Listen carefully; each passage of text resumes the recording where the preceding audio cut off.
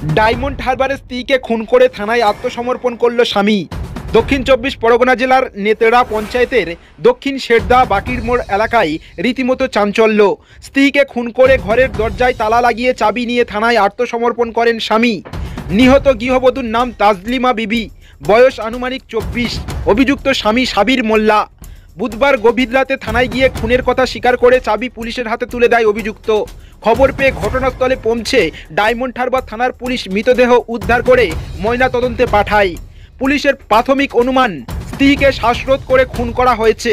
তবে ময়নাতদন্তের রিপোর্টের পরই মৃত্যুর প্রকৃত কারণ স্পষ্ট হবে। ডায়মন্ড হারবারের অতিরিক্ত পুলিশ সুপার মিথুন কুমার দে জানিয়েছেন, অভিযুক্তকে দ্রুততার সঙ্গে গ্রেপ্তার করা হয়েছে।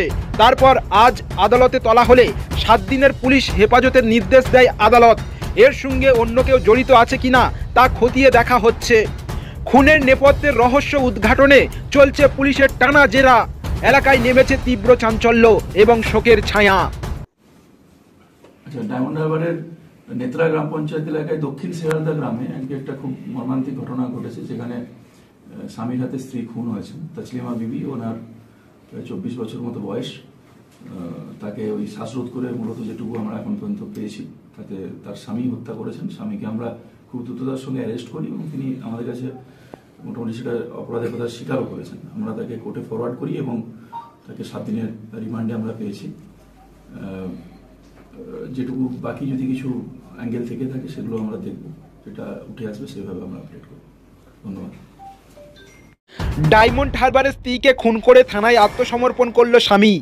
দক্ষিণ 24 পরগনা জেলার নেতেড়া পঞ্চায়েতের দক্ষিণ শেরদা বাকির মোড় এলাকায় রীতিমতো চাঞ্চল্য। স্ত্রীকে খুন করে ঘরের দরজায় তালা লাগিয়ে চাবি নিয়ে থানায় আত্মসমর্পণ করেন স্বামী। নিহত গৃহবধূর নাম তাজলিমা বিবি, বয়স আনুমানিক 24। অভিযুক্ত স্বামী সাবির মোল্লা। বুধবার গভীর রাতে থানায় গিয়ে খুনের কথা স্বীকার করে চাবি পুলিশের হাতে তুলে দেয় অভিযুক্ত। খবর পেয়ে ঘটনাস্থলে পৌঁছে ডায়মন্ড হারবার থানার পুলিশ মৃতদেহ উদ্ধার করে ময়নাতদন্তে পাঠায়। পুলিশের প্রাথমিক অনুমান, স্ত্রীকে শ্বাসরোধ করে খুন করা হয়েছে। তবে ময়নাতদন্তের রিপোর্টের পরই মৃত্যুর প্রকৃত কারণ স্পষ্ট হবে। ডায়মন্ড হারবারের অতিরিক্ত পুলিশ সুপার মিথুন কুমার দে জানিয়েছেন, অভিযুক্তকে দ্রুততার সঙ্গে গ্রেপ্তার করা হয়েছে। তারপর আজ আদালতে তোলা হলে 7 দিনের পুলিশ হেফাজতের নির্দেশ দেয় আদালত। এর সঙ্গে অন্য কেউ জড়িত আছে কিনা তা খতিয়ে দেখা হচ্ছে। খুনের নেপথ্যের রহস্য উদ্ঘাটনে চলছে পুলিশের টানা জেরা। এলাকায় নেমেছে তীব্র চাঞ্চল্য এবং শোকের ছায়া।